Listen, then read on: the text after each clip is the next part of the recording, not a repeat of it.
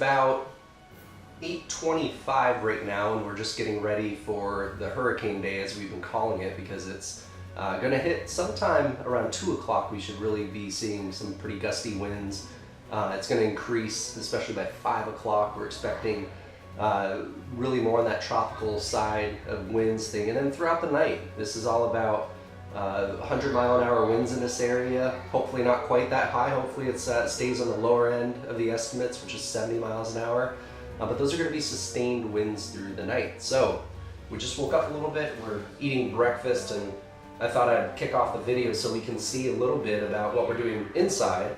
But that the best I can, as safely as possible, I can show you a little bit about what's happening outside. Just woke up, kind of went on the computer, checked out things, and right now it's breakfast time. It's leftover Donut King and scrambled eggs and hash browns.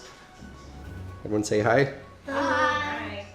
Because the eye is just barely hitting the keys, and the reports are showing really strong winds as expected. You know, we're already seeing bending palm trees in the area, in that area, I should say, in South Florida, because they're getting 155-mile-an-hour winds. What we have here now is light rain, very little wind. This is what they call the calm before the storm. We saw it again yesterday as well.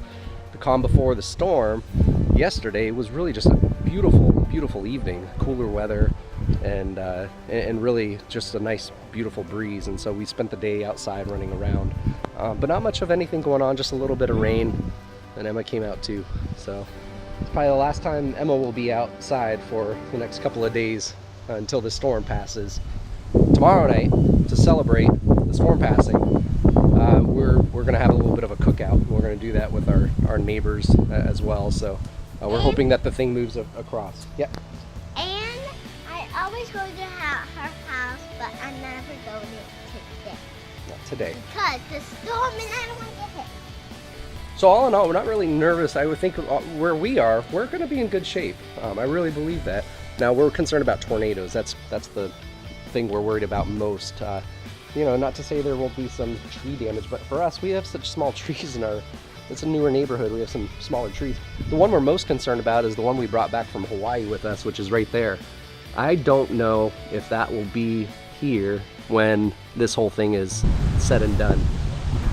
So there's a guy in town who used to own an oyster bar that's up the road from here. We had two of them at one point in the city, and now we're down to one. About 4 years ago, he sold the place, and he decided to become more of a captain of boats, and he sends boats around.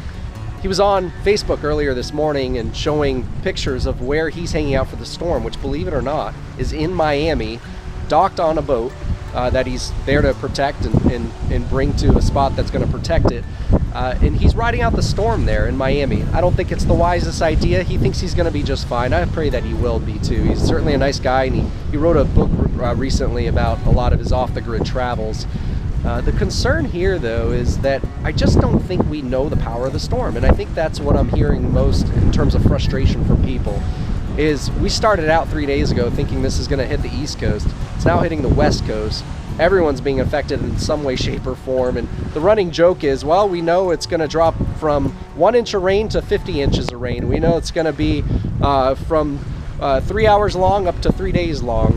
We know that the wind speeds are going to be 30 miles an hour up to 185 miles an hour. We just don't know. Here we are at the day of the storm, and we're still not totally sure how this is going to affect us. So when I look at people like Mark, I do become a little bit nervous for where he's at and what he's decided to do there. I know that as of about an hour ago, it's around 10 in the morning right now, he decided to relocate to a parking garage where he could find some refuge because the wind was ripping in the video that he shared.